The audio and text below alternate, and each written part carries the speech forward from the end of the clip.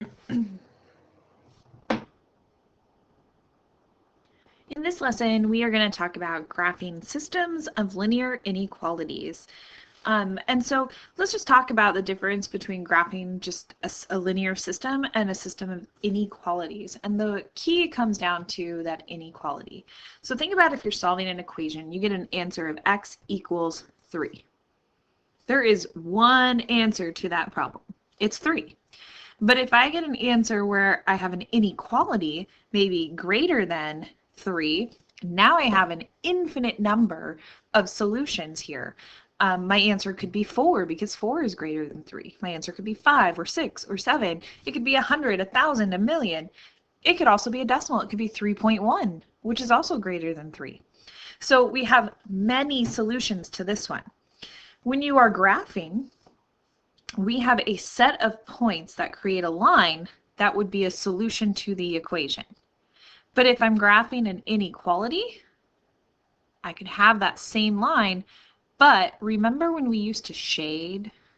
Way back, I think we were talking in Unit 3, we would shade one side of our line because that was our solution area, okay? So in our previous lesson, we talked about where we had 2 lines on a graph, right? And our solution was that point where they intersected. Well, if I'm talking about a system of inequalities, that means I'm going to have 2 solution areas. And so our final answer now is going to be that area where they both have their solution areas intersect. So this purple area of my little sketch here would be my solution area to this system of inequalities with the red and green lines. Okay, so let's dive in here. Here's some information for you that if you ever need to look back at, or if you want to add some notes to it as you go. Some things to remember is, what are your symbols? You know, you've got your greater than or your greater than or equal to. They mean 2 different things. Specifically, they are going to have to do with your lines, okay, and whether or not a solution is on the line or not. And then your shading, when you shade above the line versus when you shade below the line. And then here's a little bit of your process, which we're going to walk through right now. Okay, so take a moment and just kind of look over this and make sure you kind of understand what it means as we go through. And then let's dive in and look at example 1. So example 1, I have our system here. Okay, and I'm going to start by graphing my first line. Okay, so take a moment and just make the dots for the moment for this line. So we're going to start at our y-intercept of 4, which is right there. And then my slope is a -2, so I'm going to go down 2 over 1, down 2 over 1, down 2 over 1. So I've got all these dots for my red line. And let's take a look at our symbol now, because this symbol is going to tell us everything else we need to know. So this is a less than or equal to symbol. So if it has that equal to underneath, do I want a solid or a dashed line? I want a solid line. I like to remember that if there is a solid line in my symbol, it's a solid line on my graph. Okay? Now the other thing is, that is a less than symbol. When you think of less, do you think of up or do you think of down? I think of down, less. So I'm actually going to, rather than shade, it can get really messy if you shade, I'm going to draw arrows down from my line. You can draw as many as you want. Try to make them going straight down. Sometimes people make them look really funny and they're actually on the wrong side. They're pointing down, but they're on the wrong side of the line. So try to make them straight down. Okay?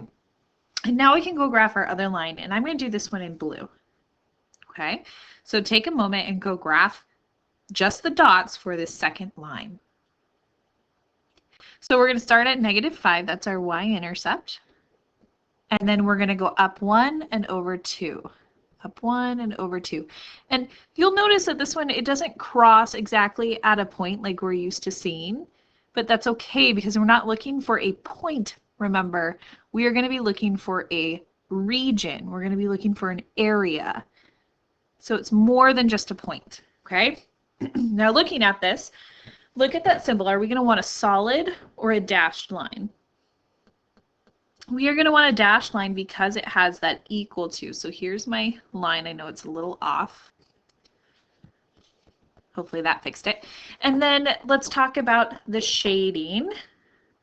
So this is a greater than symbol, and when this is a greater than symbol, do we want to shade above or below the line? We want to shade above. So I'm going to go through and just put up arrows. Again, I'm not shading everywhere because it'll get really messy if we do. Okay? Okay, so now we want to find the area where both of those solution areas intersect. Okay? And so I want to look for the area that has both sets of arrows. And if you look, this section right here doesn't have any of my arrows, so it's not a solution area. This section right here contains just red arrows, not blue arrows, so that's not a solution area. This section over here contains just blue arrows, not red arrows, so it's not a solution area. But then we have this area right here, and for some of you it may have been super obvious right from the beginning, but we have both blue and red arrows. So arrows from both of my lines. That means that this is my solution area, and I'm going to shade it in extra heavy because that is where both shaded regions intersect. Technically, everything here should be shaded blue, and everything here should be shaded red. But because we're talking about a system, I only care about the place where the blue and red overlap, which is this area right here. Okay, it's above the blue line, but below the red line. That is our solution area. Now, you can also test a point. For example, I can test 0, 0. So 0, 0 is going to be about right here. Okay, and if I plug that in for both of these equations, I end up with 0 is less than or equal to 4, and I end up with 0 is greater than or equal to -5. Are those true? Yeah. Both of those are true statements, which is good because it's in that shaded region. That's why it works. Go ahead and look here. And I do have these for you to use as little reminders to yourself. Okay. If you'll notice, the lines are the same. I've asked you to graph the same lines for examples 1, 2, and 3. However, their symbols are different. Okay, so we can go ahead and graph those same lines. Take a second and graph the same line, -2x plus 4 and 1/2 x minus 5. But let's pay attention to these symbols. So I have the dots here for my first line. Now taking a look at this symbol, for my line 1, I had a y-intercept of 4, slope of -2. Do I want a dashed or solid line? I do want a dashed line. And here's why. Do I have an equals to under that symbol? No, I don't. So I want a dashed line. So I'm just going to draw some dashed lines here. Okay, then is this a greater than or a less than? It is a greater than. One way I like to remember that is I can make a G. So it is a greater than. So do I want to shade above or below? Well, when I think of greater, I think of above. So I'm going to draw arrows up. Remember, you can shade it if you want to, but I find that these arrows are much easier for me to read after I graph the second line. So let's go graph our second line. I'm going to do that in green, and I'm going to start by just making the dots. So take a second and just make the dots. Okay, so I have my dots here for the green line. And so I had a y-intercept of -5, and I have a slope of 1/2, so I went up 1/2. Now, take a look at that symbol. Do I want a dashed or solid line? I do want a solid line. We have an equals to under that symbol, and therefore it means we have a solid line. We have a solid line in the symbol, so I have a solid line on the graph. Then, is that a less than or a greater than? It's a less than. I like to remember that because I can make an L. So greater than is the hook for a G. If I were to bend this guy backwards, I can make it into an L for less than. So if it's a less than, do I want to shade above or below that line? We want to shade below. So I'm going to draw arrows down all over my green line. So then we want to look for the place where our shaded regions overlap. So I'm going to put a 1, a 2, a 3, and a 4. And I want you to think about which region is where they overlap. Well, I have green arrows and red arrows in this area right here. So region 3 is where I want to shade it. Again, you could pick a test point where you think it would be a solution. For example, the point -6, -1, 2, 3 would be right here, I think. I'm sorry, +6, -3. And then you could plug those into your equation. So I would say -3 is greater than -2 times 6 plus 4.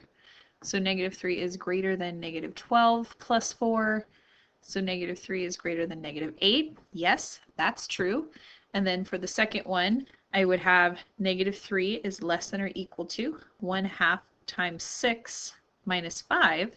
So -3 is less than 3 minus 5.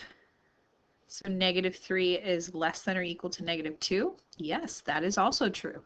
So that's how I know that I actually have the real solution. So you should have shaded this section right here.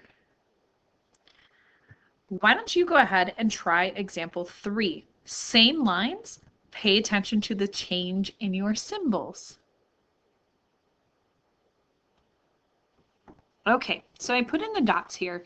Let's talk about this first line, okay? We have this symbol. With this symbol, am I going to have a dashed or solid line? Well, it doesn't have the equals to underneath, so I'm going to have a dashed line. So I'm just going to make some dashes here, maybe. Here it goes. To make my line. And then is this a greater than or a less than? I can make a G, so that's a greater than. And if it's a greater than, do I want to shade above or below? I want to shade above, so I'm going to make lots of little arrows going up off of my dashed line. Okay, that's the side of that line that I want to shade. So now let's look at the second one. I also made the dots for my green one. So do I want a solid or dashed line? Again, I don't have the equals to, so this is another dashed line. All right, and then is this a greater than or a less than? Well, it's the same symbol, so it is a greater than, which means do I shade above or below? I'm going to shade above. So again, I'm going to draw lots of little arrows going up. And so if I were to number these, you can just shade where you think the area is. But to help me answer my question, if I've got areas 1, 2, 3, and 4 here, which area would be my solution region that I want to shade? I have here red arrows and green arrows in this region over here, region 2. That is where I want to shade. And again, if you're going to pick a test point, any point in that area would be great. So we could pick the point even 5, 0, or you could even pick 5, 1. You know what? Because we've got a fraction in there, I'm going to pick 6, 0. Okay, so the point that I want to choose is 6, 0. So if I plug that in, I'm going to have 0 is greater than -2 times 6 plus 4. So this becomes 0 is greater than -12 plus 4, which is -8. Is that true? Yeah, sure is. For my second one, I would have 0 is greater than 1/2 times 6 minus 5. So I get 0 is greater than 3 minus 5 would be a -2. Is that true? Yeah. So I know that my point 6, 0 is perfect. It works out great.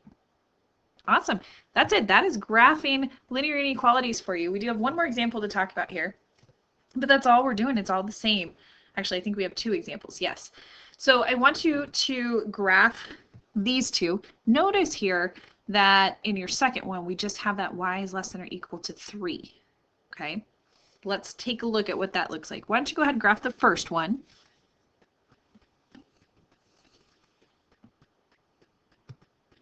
So I'm going to start at -3, and my slope is 1, so I went up 1 over 1, so I've got all these blue dots now.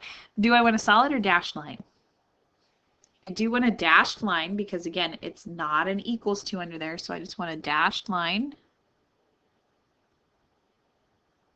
And then am I going to shade above or below? This is a greater than again, so I'm going to shade above. So I've got lots of arrows going up. And then my second one, y is less than or equal to 3. So this one, I definitely have a y-intercept of 3, but this one has a 0 slope. So you have to think back when you have a y equals. I'm going to put the y-intercept at 3, and then I want to draw my line opposite of the axis that it's on. So I'm going to draw my line straight this way. Now I did forget to ask, do we want a solid or dashed line? We do want a solid line because it has that equals to underneath, right? So I can draw myself a solid line. Please pay attention to whether it's solid or dashed. So many people just automatically draw these lines as solid. Be very careful. So then I do need to still pay attention to where I'm shading. So do I want to shade above or below this line? This is a less than symbol, so we're going to shade below. So I'm going to draw lots of little down arrows. And then here we have, if this is region 1, 2, 3, and 4, which region am I going to shade for my answer? We are going to shade region 4. That's where we have the blue and the red arrows. And that is our answer. So let's try it with an x equals type of equation. Go ahead and make your dots for both of these lines. Okay, so I've got my green dots here for this first one. It was a y-intercept of 2 and a slope of 1/3. For this line, do I want a solid or dashed line? Our symbol has that equal to under it, so this is a solid line. So I'm just going to connect this with a nice solid line. And then do I want to shade above or below? This is a less than, so we are going to shade below. So I'm going to draw lots of little arrows going down off of that line.